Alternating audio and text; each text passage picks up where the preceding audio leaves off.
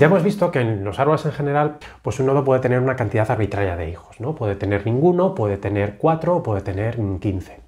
En esta asignatura nos vamos a interesar por un tipo particular de árboles, que son los árboles binarios, ¿no? En los que cada nodo pues, tiene un máximo de 2 hijos. Y esto ya va a ser suficiente para poder implementar de manera eficiente los tipos abstractos de datos que van a venir en las próximas semanas, ¿no? Como por ejemplo los conjuntos, los diccionarios, etc. Podríamos implementar estos tipos también mediante árboles ternarios, pero la implementación sería, por un lado, más complicada y por otro lado, tampoco ganaríamos mucho en términos de eficiencia. De acuerdo, pues antes de descubrir las operaciones del TAD de los árboles binarios, empecemos definiendo un árbol binario como un árbol de aridad 2, en el que cada nodo admite 2 hijos, ¿vale? A los que vamos a llamar el hijo izquierdo y el hijo derecho. Los hijos de algunos de los nodos pueden ser lo que llamamos árboles vacíos, ¿vale? En el caso de este nodo, por ejemplo, aparentemente aquí parece que no tiene un hijo derecho, en realidad sí lo tiene, ¿vale? El hijo derecho decimos que es un árbol vacío. Lo mismo pasa con las hojas, ¿vale? En este caso las hojas, pues consideramos que tienen 2 hijos que son árboles vacíos. A la hora de trabajar con árboles binarios, a menudo es más fácil trabajar con una definición recursiva. En primer lugar, decimos que un conjunto vacío de nodos es un árbol binario, al cual vamos a denominar el árbol vacío. Por otro lado, decimos que si T1 y T2 son árboles binarios y X es un elemento, entonces yo puedo construir un árbol binario con la X como raíz, T1 como hijo izquierdo y T2 como hijo derecho.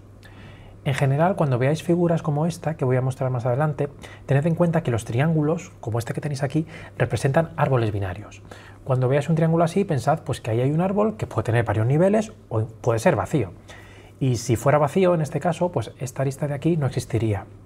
Y si no es vacío, entonces la arista se debe entender como que conecta X con la raíz del árbol T1.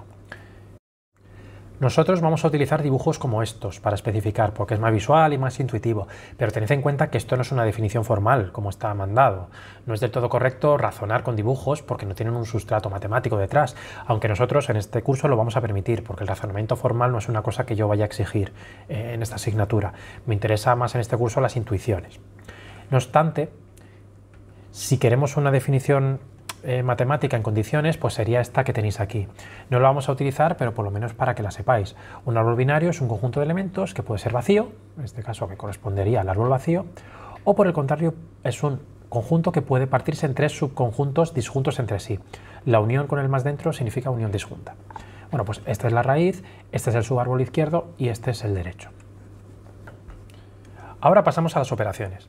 Con respecto a las operaciones constructoras, pues puedo crear un árbol vacío, createEmpty, una hoja con createLeaf o un árbol a partir de otros árboles, que en este caso es createTree. CreateLeaf en realidad es redundante porque podría obtenerse a partir de createTree pasando 2 árboles vacíos como parámetro. Con respecto a las observadoras, pues nada especial. Pues saber si el árbol está vacío, empty, en el caso en el que no lo sea, pues operaciones para obtener la raíz o sus 2 hijos. Fijaos que en este tipo abstracto de datos no tenemos operaciones mutadoras. Entonces, createEmpty me devuelve un árbol T y la postcondición me dice que ese árbol es vacío. CreateLeaf recibe un elemento X y me devuelve un árbol que consiste en un nodo sin hijos. Vamos, una hoja. CreateTree recibe 2 árboles y un elemento. Suponemos aquí que T1 y T2 representan unos árboles que veis aquí. Y el resultado es el resultado de juntar esos árboles poniéndoles la X como raíz.